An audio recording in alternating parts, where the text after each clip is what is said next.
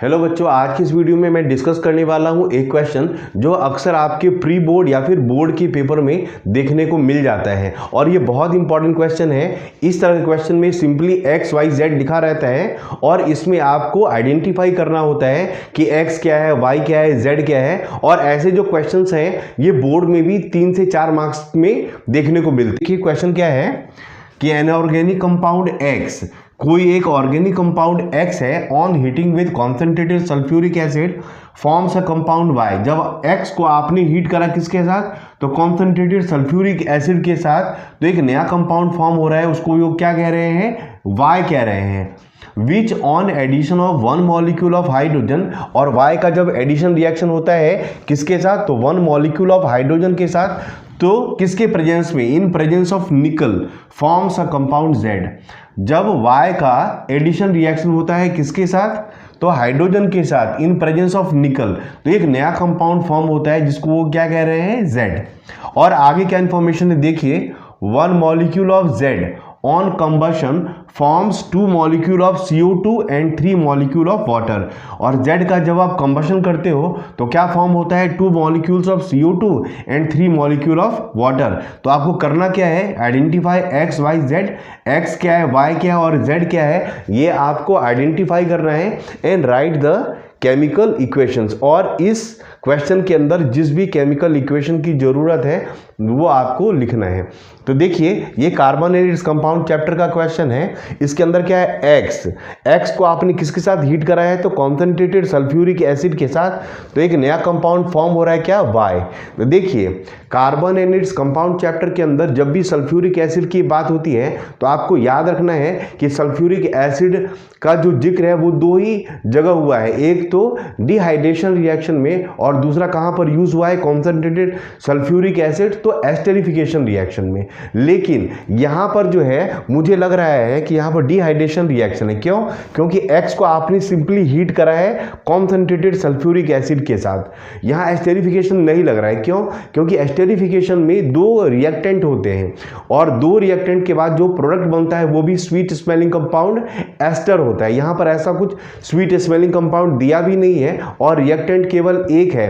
तो इसका सिंपल सा क्या मतलब है कि यहां पर डिहाइड्रेशन रिएक्शन यूज हो रहा है। तो डिहाइड्रेशन रिएक्शन में आपको याद होगा हम क्या करते थे, तो इथेनॉल को हमने गर्म करा है 443 केल्विन पे in presence of sulphuric acid, तो एक नया कंपाउंड फॉर्म हो रहा था वहां पर, क्या, ईथीन। क्या फॉर्म हो रहा था, ईथीन प्लस वाटर। आई बात समझ में। इस तरह से ये आइडेंटिफाई हो रहा है कि यहाँ जो एक्स बताया गया है वो क्या है, तो इथेनॉल। एक्स क्या है, इथेनॉल। और उसके बाद क्या है कि जो कंपाउंड फॉर्म हो रहा है वाई, ये क्या होगा, तो जब भी आप इथेनॉल को हीट करते हो तो एक कंपाउंड फॉर्म होता है, वो क्या होता है, इथीन। तो वाई यहां पर क्या है, इथीन। तो आप आंसर में कैसे लिखोगे, एक्स इज इथेनॉल, और बेटर है इसका जो केमिकल फॉर्मूला है वो आप ब्रैकेट में लिख दो। आई बात समझ में। और वाई क्या है, Y is ethene, Y is ethene.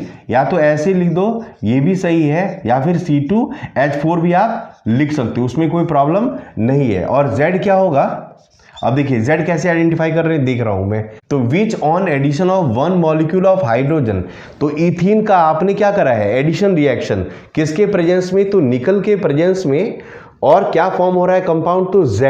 तो Z आपको जब इथीन का हम एडिशन रिएक्शन करते हैं तो क्या फॉर्म होता है, इथेन। इथीन का आपने पढ़ा होगा, इथीन का जब भी एडिशन रिएक्शन करा जाता है हाइड्रोजन के साथ इन प्रेजेंस ऑफ निकल, तो एक नया कंपाउंड फॉर्म होता है, दैट इज इथेन। ये डबल बॉन्ड का कंपाउंड है और एडिशन रिएक्शन के बाद जो कंपाउंड फॉर्म होता है वो सिंगल बॉन्ड का एल्कीन ग्रुप का कंपाउंड होता है, वो क्या होता है, इथेन। तो Z हमारा क्या हो जाएगा, इथेन।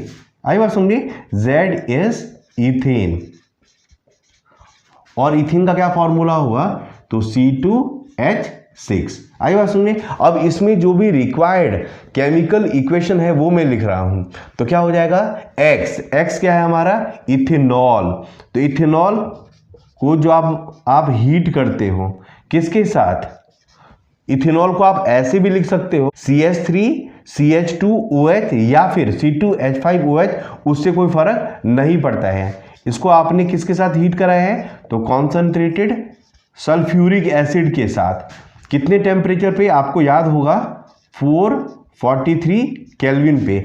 तो ये क्या है, डिहाइड्रेशन रिएक्शन। इसमें क्या फॉर्म होता है, तो ethene, CH2 double bond CH2 plus water. Water के निकलने के कारण ही हम इस रिएक्शन को क्या कहते हैं, डिहाइड्रेशन रिएक्शन।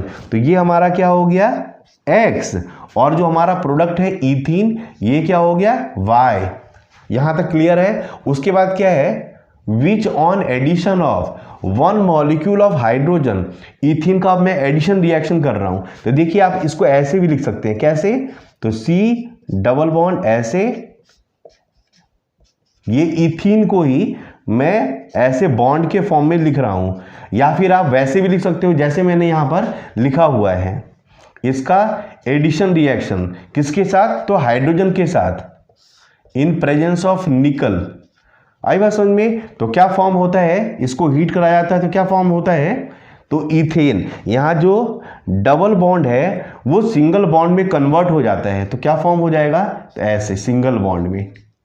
ये क्या है, इथेन, C2H6, C2H6। और इसी C2H6 को ये क्या कह रहे हैं, Z। क्या कह रहे हैं ये, कि Z फॉर्म हो रहा है। बात समझ में। इस कारण से इसको एडिशन रिएक्शन कहते हैं, क्योंकि यहां पर कितना हाइड्रोजन है, 4, और यहां पर कितना हाइड्रोजन है, 6। इस कारण से इसको हम क्या कहते हैं, एडिशन रिएक्शन। अब देखिए आगे मैं पढ़ रहा हूं, तो 1 molecule of Z on combustion forms 2 molecules of CO2। अब मैं इसका क्या कर रहा हूं, Z का कंबशन रिएक्शन कर रहा हूं।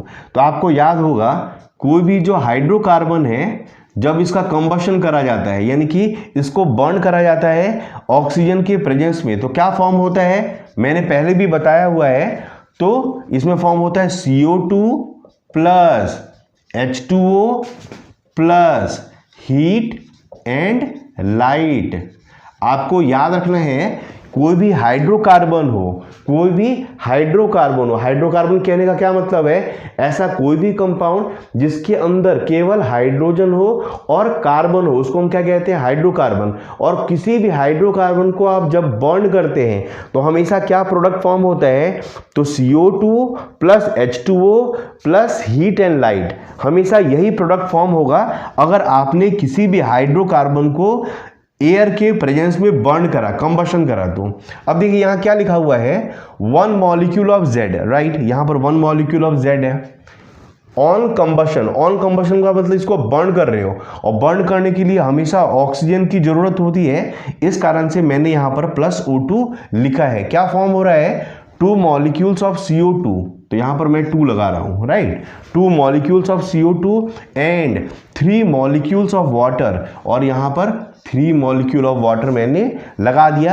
अब ये इक्वेशन जो है ना, बैलेंस करने के लिए इन्होंने बोला हुआ है 2 मॉलिक्यूल्स ऑफ CO2, इस कारण से यहाँ 2 लगाना है, एंड 3 मॉलिक्यूल्स ऑफ वाटर, इस कारण से यहाँ पर 3 लगाना है। अब देखिए इसको मैं क्रॉस चेक कर रहा हूँ कि लेफ्ट साइड से ये इक्वल नंबर ऑफ एटम्स है या फिर नहीं। कार्बन कितना है, 2, यहाँ पर भी कार्बन 2, वेरी गुड। अब देखिए मैं यहाँ देख रहा हूँ हाइड्रोजन कितना है, राइट साइड, तो 3 2 जा 6, यहाँ पर भी 6 है, यानी कि ये कार्बन और हाइड्रोजन ये तो बैलेंस्ड है। अब हुई बात किसकी, ऑक्सीजन बच रहा है, इसको भी देख रहा हूँ, तो कितना ऑक्सीजन है, 2 2 जा 4, और प्लस ये वाला 3 ऑक्सीजन के लिए भी है, तो प्लस 3 कितना हो गया, 7। बट यहाँ पर कितना ऑक्सीजन है, 2, तो 2 को आप 7 कैसे बना सकते हैं, तो यहाँ पर आप जो है ना इसको मल्टीप्लाई कर दीजिए किसके साथ, तो 7/2 के साथ। तो अब जो हमारा ये इक्वेशन जो है ना ये बैलेंस हो गया। यहाँ पर आप 7/2 ही लिखेंगे, क्यों, यहाँ पर कंपल्शन है कि 2 molecules of CO2 he form हो रहा है and 3 molecules of water he form हो रहा है, तो इसको आप डिस्टर्ब नहीं कर सकते हैं। इस कारण से आप यहाँ पर जो है ना O2 के पास क्या लिखे, 7/2। इस तरह से ये जो केमिकल इक्वेशन है ये क्या हो गया, बैलेंस हो गया। उम्मीद है ये मेरी वीडियो आपको बहुत अच्छी लगी होगी, और ऐसे क्वेश्चन आप जरूर प्रिपेयर करें, क्योंकि बोर्ड के पेपर में ऐसे क्वेश्चन आने का बहुत ज़्यादा चांस है। और सिंपली अगर आपने आइडेंटिफाई कर दिया और केमिकल इक्वेशन अच्छे से लिख दिया तो इसमें पूरे के पूरे मार्क्स मिलेंगे। उम्मीद है मेरी वीडियो आपको बहुत अच्छी लगी होगी। अगर आप नए व्यूअर हैं जरूर मेरे चैनल को सब्सक्राइब करें, अपने फ्रेंड के बीच में शेयर करें, ताकि अधिक से अधिक बच्चों को इन वीडियोज़ का फायदा मिल सके। Thanks a lot for watching, thank you.